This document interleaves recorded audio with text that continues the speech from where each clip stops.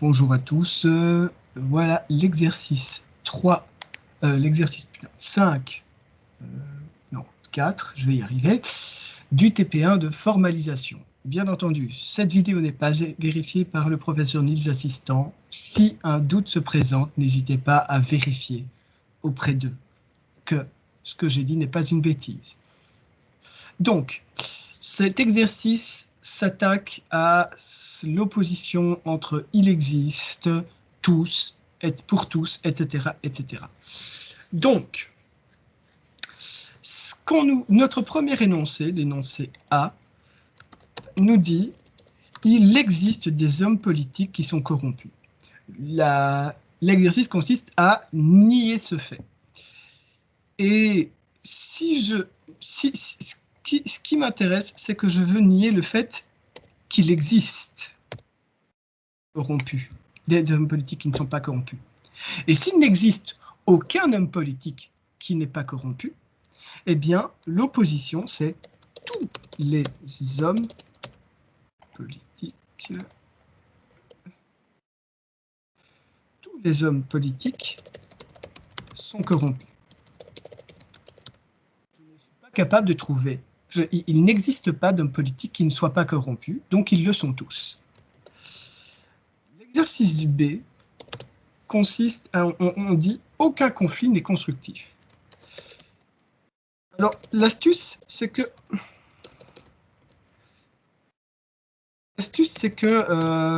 en fait, on nous demande... Quand on veut nier une proposition en mathématiques, on veut prouver qu'elle est fausse. Et pour prouver qu'elle est fausse, il suffit de prouver qu'il existe des exceptions. Si on vous demande en mathématiques de dire tous les nombres sont positifs et que vous me montrez moins 1, ben, j'ai un nombre qui n'est pas positif, donc tous les nombres ne sont pas positifs. C'est sur cette logique-là qu'on travaille. Quand on dit aucun conflit n'est constructif, ben, finalement, si vous me donnez un exemple qui est constructif, d'un conflit constructif, eh bien, je ne peux plus affirmer aucun conflit n'est constructif. Et donc, l'idée, quand on fait ce genre de négation, ben, c'est que les aucun et les tous, c'est à peu près la même chose. Hein. La seule chose, c'est que dans un cas, on travaille avec une affirmation positive, dans l'autre cas, on travaille avec une affirmation négative. Donc, si aucun conflit n'est constructif et que je veux dire que c'est faux, ben, il suffit que existe au moins un conflit constructif. Alors, le au moins 1, c'est un peu exagéré, je ne sais pas. Si. Bon. Ça dépend des énoncés. Techniquement, il existe au moins un conflit constructif, est vrai. En regardant la correction, je vois que le prof l'a corrigé sous la forme « certains conflits sont constructifs ». Finalement, c'est même, je trouve que c'est même peut-être un tout petit poil moins précis, parce que dans ce cas-là, on nous dit certains, on est moins précis. Quand on dit il en existe au moins un qui est constructif, c'est une négation. D'ailleurs, sur l'exercice suivant, on va voir la correction du prof correspond à la manière dont je l'aurais fait. On nous dit tous les étudiants qui assistent au cours réussiront leurs études et trouveront du travail. Okay. Ils trouveront du travail. Je vois qu'on va être dans le positif encore une fois. Donc, si je trouve un étudiant qui ne réussit pas ses études ou qui ne trouve pas du travail, j'ai prouvé que cette proposition était fausse. Et donc, si il existe un étudiant qui ne réussira pas le cours, qui ne trouvera pas de travail. Alors là, si vous vous rappelez de ce qu'on a fait au premier exercice, en fait, on a ici une en fait, on a quelque part une parenthèse qu'on peut dire. Ici, il faut que les deux soient vrais en même temps pour que l'ensemble soit vrai. Et du coup, si je prouve que au moins une des deux est fausse, l'ensemble est faux. C'est la logique d'un et. Et dans les premiers exercices, on a fait... Alors, le point d'exclamation, c'est la négation en informatique, donc c'est un peu plus facile à taper. Et donc, quelque part, on a réussir étude et, et trouver travail.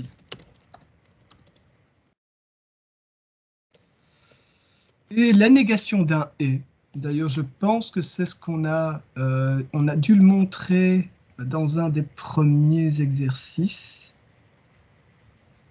C'est on a fait de la négation du ou, mais l'exercice est similaire. En fait, là, quand on fait rentrer une négation avec un et ou dans une parenthèse qui contient un et ou un ou, en fait, c'est non.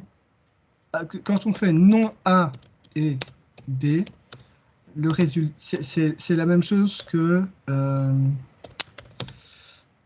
non A ou non B. Et donc, c'est exactement ce qu'on a ici. Hein. On nous dit, voilà, c'est tout assister au cours, ça veut dire on réussit les études ou on trouve du travail. Et donc, si je veux prouver que c'est faux, bah, si j'ai un étudiant qui soit ne réussit pas ses études, soit ne trouve pas de travail, c'est vrai. Donc, il y a toujours moyen de faire un parallèle avec la logique. Enfin, est un peu plus simple, donc je me permets, parce que je sais que je ne vais pas raconter de bêtises. Sur les autres, il faudrait que je sois sûr au niveau des liens. Mais il y a un lien, en fait, entre cette expression en français et les expressions qu'on a vues logiques avec les négations, les et les ou. Le quatrième énoncé, c'est il existe des personnes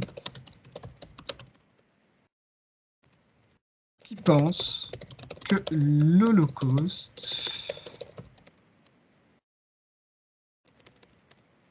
n'a pas eu lieu, ou que son ampleur a été exagérée.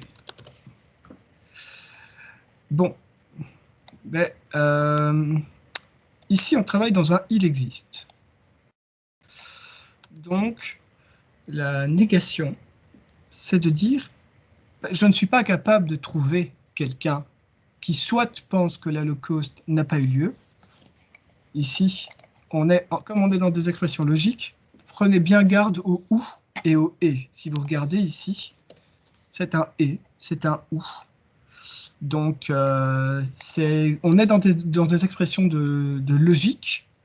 Donc, ces mots sont très importants à repérer. Et donc, c'est soit A, soit B. Et donc, pour que l'ensemble soit faux, il faut que ni l'un ni l'autre ne soit vrai.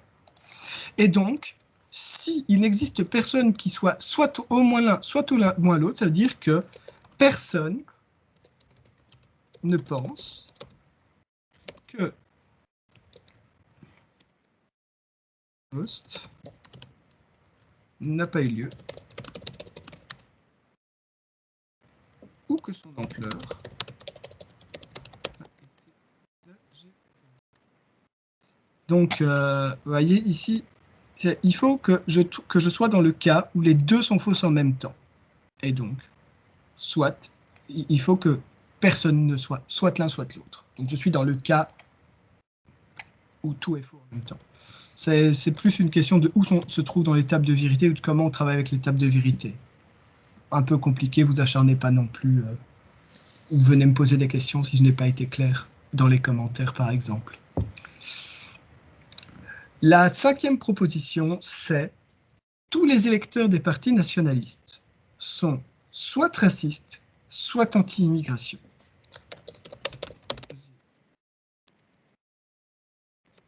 Nationalistes sont soit racistes, soit anti-immigration.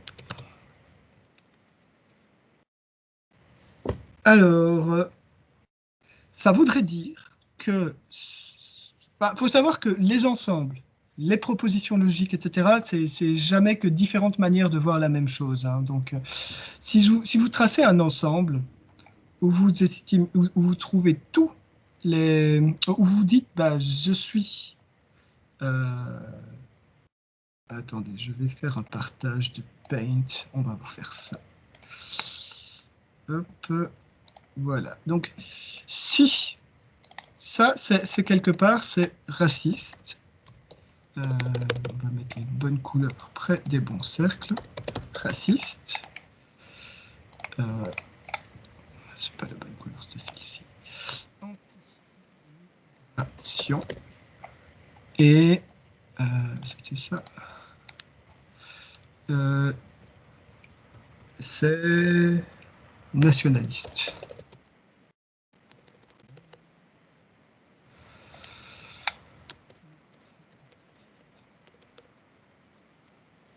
Et ça veut dire que, bah, vote nationaliste, hein.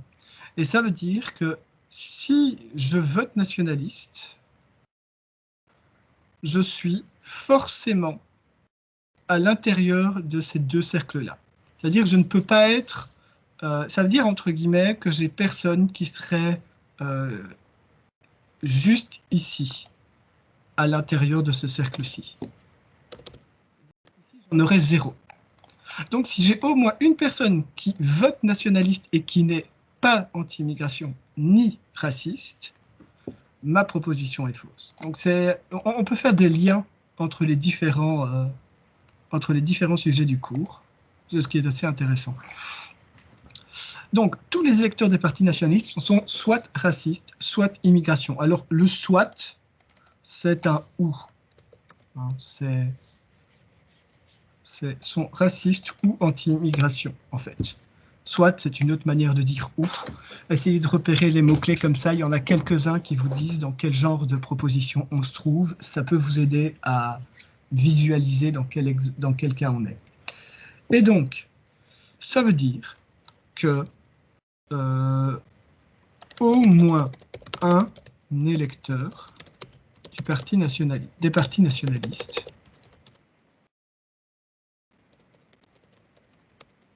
n'est ni raciste, ni anti-immigration.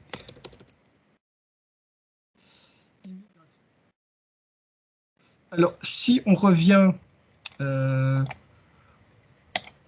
au schéma, si je suis ici dans le cercle nationaliste, mais que je ne suis pas soit dans l'anti-immigration, soit dans le racisme, ça veut dire que je ne suis ni l'un ni l'autre. Donc voilà, c'est des petites astuces. À nouveau, c'est plus pour vous faire visualiser. Vous acharnez pas forcément à faire ce genre de schéma à chaque fois parce qu'il faut mettre les bons éléments, mais c'est pour vous montrer qu'il y a des liens entre les différentes matières du cours. Je parle avec mes mains, je suis un peu italien.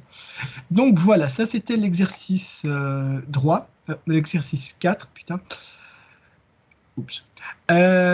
Et pour celui-ci, ce sera tout. Je vais continuer avec l'exercice 5, qui est la suite. Si jamais j'ai un exercice où j'ai un doute, je ferai comme pour l'exercice 3. Je laisserai une petite vidéo en attendant. Donc vous verrez un peu où j'en suis. Et une fois que je suis sûr des réponses, je compléterai. Voilà, merci d'avoir suivi.